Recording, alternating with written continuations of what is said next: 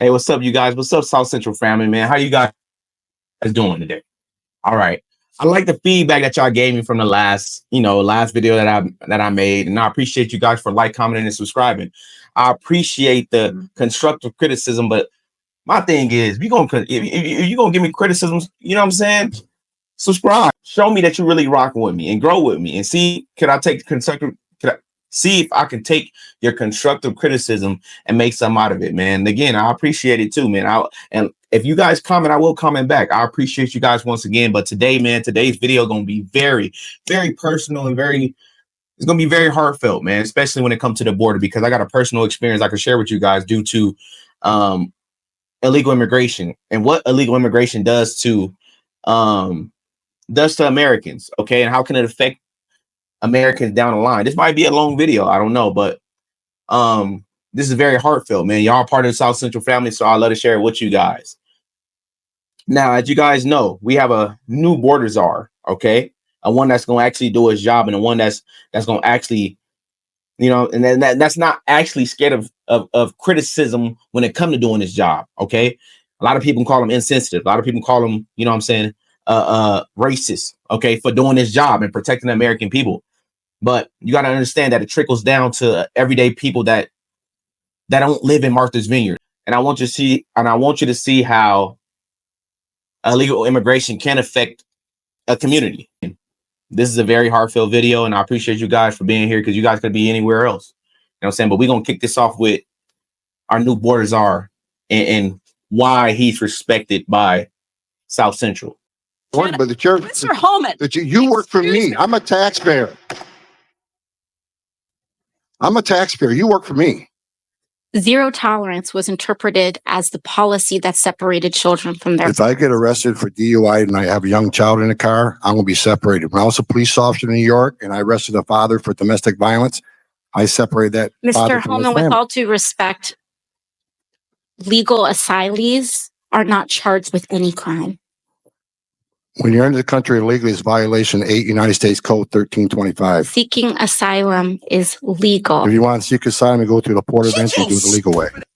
Probably not the right thing to say.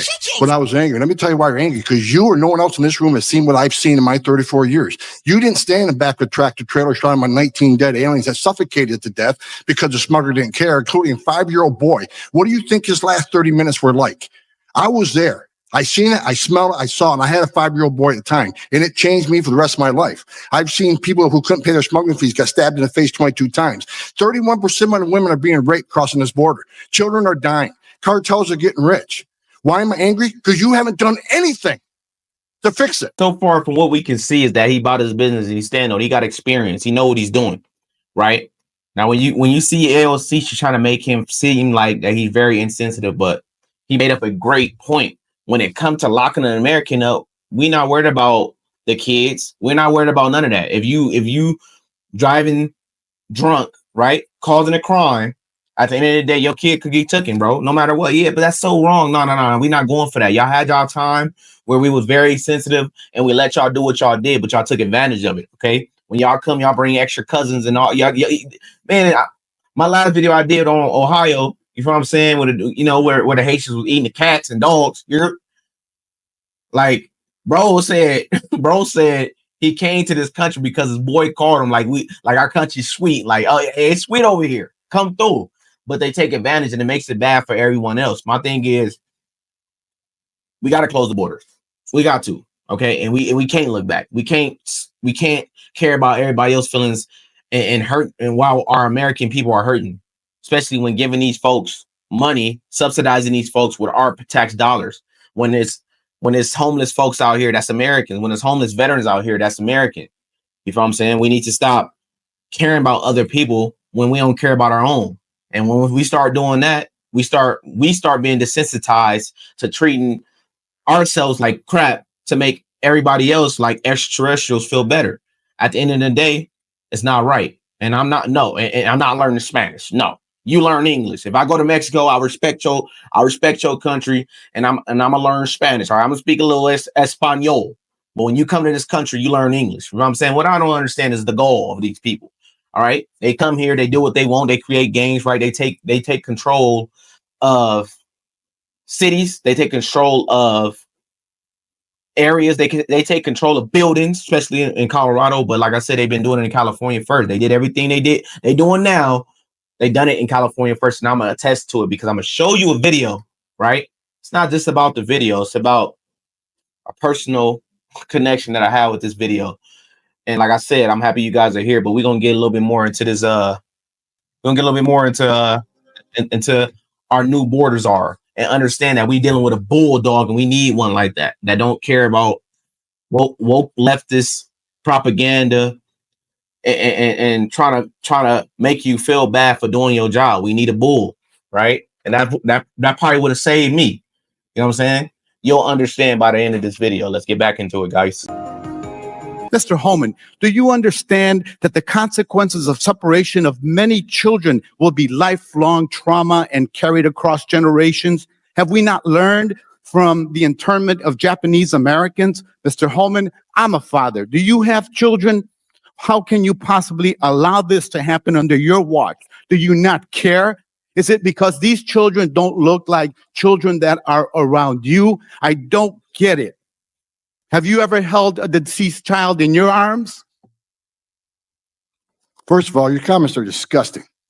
I've served my country. I've served my country for 34 years. I find your comments This is out of disgusting control. as well. I've served my country for 34 years. And yes, I held a 5-year-old boy in my arms and back that tractor trailer. I knelt down beside him and said a prayer for him because I knew what his last 30 minutes of his life were like. And I had a 5-year-old son at the time. What I've been trying to do my 34 years serving my nation is to save lives.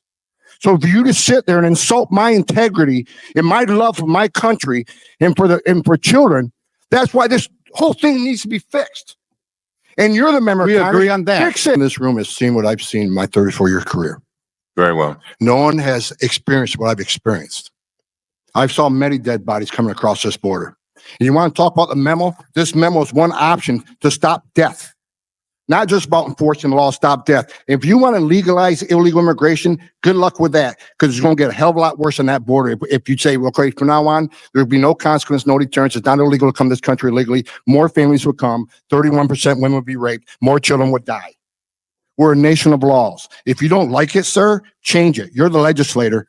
I'm the executive branch, and I've served my country honorably for 34 years. Not sit here and have anybody say that I don't care about children because you're not the same color as my children. Thank you very much. And we're going to end it just like that. Just like that. At the end of the day, man, you see how they try to flip it. They try to play these mind games. They try to, you're terrible. Do you not see the children in these people's eyes because they don't look like you? Bro, do bad things out of good faith, right? Just like abortion. It's just women's rights, right? No. Forget Margaret Sanger and the depopulation of black women. No. And black people, it's just women's rights, right? It's bad things in good faith, but it's not really bad things in good faith. It's just that they try to control you emotionally.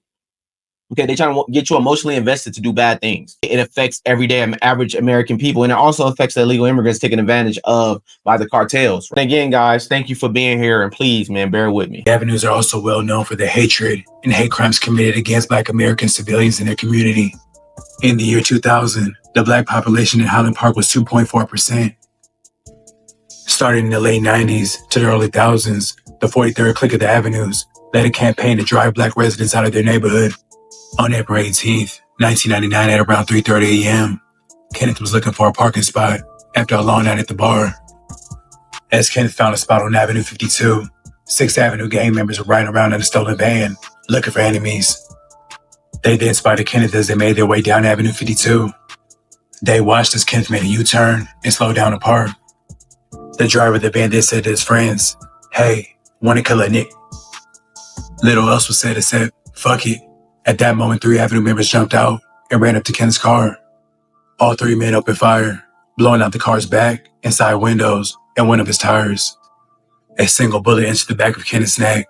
He died at the scene. Now, I let that play a little bit just to show you the dynamic of the situation as far as Mexican gang, green light, then they terrorizing black folks that's in the community. What that sound like? Oh, that sound like Colorado? Like I said, it's been happening. It happened in California first. okay, driving the citizens out, right? Most of these people don't come with good intent. Guess where most of these gangs and their culture come from? Okay, they come from Mexico. All right, they come from other areas, right? Other countries, and they come here with that foolishness. Don't you think your family should be protected from that? Right now, this situation is my father.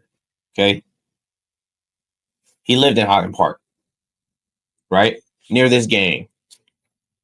He would have fights with them. You know what I'm saying? He would protect himself. And from what I was taught, right, I was 6 when he was murdered, that he was cool with some of them folks. But when they got the green light, right, from the people above, it was over. Friendship was over. Okay. They were just told to take over. Right. Anything anything black around my city or around this area, take it over. Right. Drive them out. Get them out of here. But this is what happened to my family, right? This is what happened to me personally. This is why I want a border czar, because I care about the American people and I don't want the same thing to be perpetuated to other people, right? And it's sad what happened in Colorado, but I keep bringing it up because there's a connection there, right? This is what they do. They start off like that, right? It's happening in New York too. Happens everywhere. It's not racist to want this stuff to stop. It's not racist to understand that you could save American lives by at least just doing background checks, right? Understanding who these people are and who they connected to and why they want to be here for real, right? Not everybody come with good intentions. Not everybody come with malicious intent, but the guys that come with malicious intent to start gangs and create problems, got to understand that it affects the everyday average American and it affects generations below them. About a year and a half later, in October 2000, Christopher Bowser was waiting at a bus stop on Figueroa Street when 2 Avenue members walked up, beat him down, and stole his gold chain. The police were called, but he refused to press charges because he feared retaliation. Christopher moved to Highland Park in 1989 with his mother to escape the violent black gangs in South Central. His mother said the Hoovers were trying to put him on, and they beat him up when he refused. This wasn't Christopher's first run-in with the Avenues. Him and his friend from high school, who was also black, would be regularly chased down the street, thrown bottles at, and been shot at. A month after the attack at the bus stop, Christopher filed a complaint when an Avenue member drove by his house and pointed a gun at him. 8 days later, Christopher was shot 3 times at the same bus stop on Figueroa Street. He died at the scene. He was a father of 4 children. Now, guys, Christopher Bowser is my father. Okay. He was murdered by this gang, right? Basically just because he was black. And it's sad too, because remember we were talking about the last video as far as what we do to one another, right? Black people, black dudes trying to put my father on, right? Put him on a gang. He didn't want to join the gang. If he did, he would have been one. But at the end of the day, trying to do something right with his life, right? Been in and out of jail, trying to get things right, trying to raise us, right? He did what he could as a father. Like I said, I only knew him for 6 years before he was taken away from us. But we drive each other out of our communities, and we drive each other out of our communities if we don't want to get with the program. And look what they ran them into. So this is a part of my fight. The culture, as far as black culture, and what we do to one another. Like I said, I'm from Gangbang City. I'm from Los Angeles, bro. And what we do to one another is a path for destruction. If you don't want to get with the program as far as gangbanging and doing foolishness, then you look at it as a mark. If you want to do something positive, like, you're a weirdo. At the end of the day, it's the truth. This is how we treat one another.